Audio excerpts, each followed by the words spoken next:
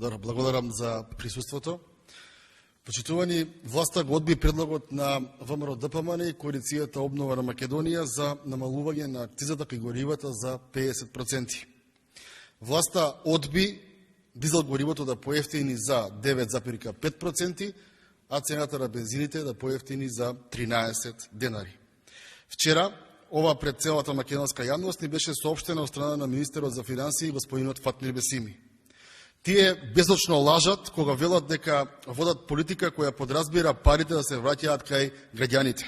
Она што де факто се случува е државен грабеж кој секој еден граѓанин на оваа држава.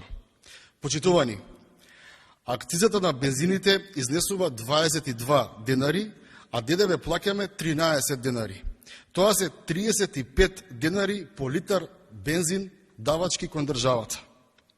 Акцизата за дизел горивото изнесува 15,5 денари, а ДДВ плаќаме 11,5 денари, односно тоа се цели 27 денари по литар дизел давачки кон државата.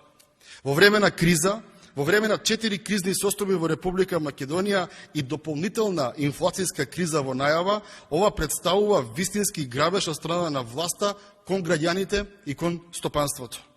Наместо разни оправдувања и изговори, како и весели математики од страна на владините представници, бараме веднаш намалување на финансискиот товар кон граѓаните и стопанството во ова општество.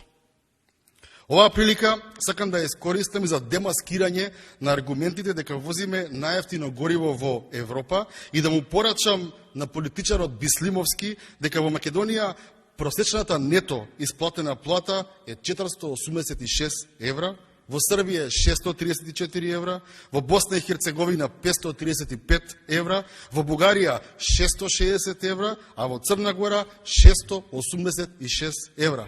Овие бројки јасно и недвосмислено покажуваат дека граѓаните на Република Македонија возат најскапо гориво во регионот.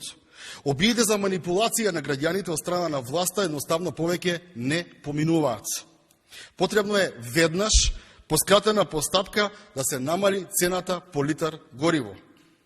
На крајот, во пресрет на денешното, за жал, јубилејно 10-то поред покачување на цената на горивата, сакам да им порачам наместо да ги дерете граѓаните преку акцизи и зголемени даноци, престанете да се дерите во 4 очи и престанете со личното и партиско богатење. Ви благодарам. Дали имате прашања? Нови пакет мерки за помош на економијата или за субвенции, не знам точно што е. Како, дали имате сознание некој во кој правец се одвижуваат тие пакет мерки, дали се намалување на даноците, на ДДВ за прехранбени производи, дали се намалување што велите вие на акцизата? Да. Видите, опозицијата е континуирано во комуникација со граѓаните и бидејќи точно знаеме каде се големите проблеми, веќе 10 дена предлагаме еден сет на економски мерки кои што ќе значи веднаш не помагање, туку залечување на сите овие работи кои што се случуваат пред се на економски поглед. Дали владата нешто прават, не знам, немаат комуникации со опозицијата, но јас искрено да ви кажам, не верувам во тоа што го зборуваат од владата, бидејќи во 1,5 година во собранието на Република Македонија, искуството ми покажува дека едно зборуваат како пиар, а друго прават на дело.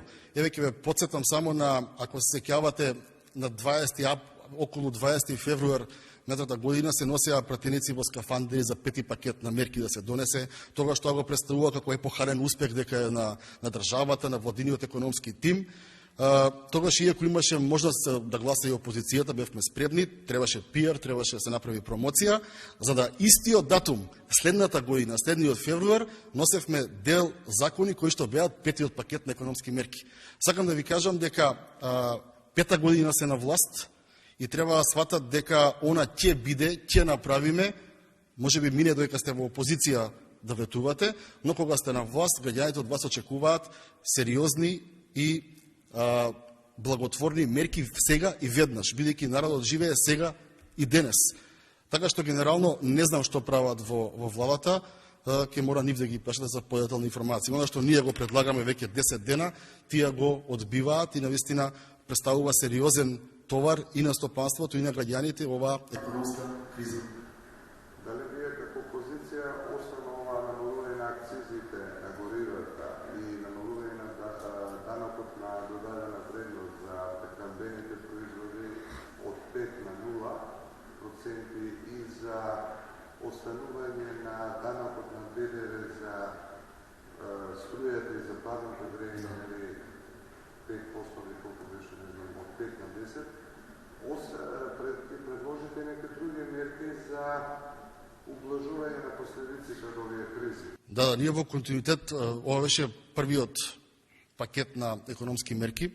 Сакам да информирам дека пред неколку денови конечно се одважија и прифатија да има една јавна расправа во поглед на цената на електричната енергија кон стопанството и приватниот сектор, бидејќи да не заборавиме дека тие имаат измеѓу 4 и 6 пати добиваат повисоки сметки за струја.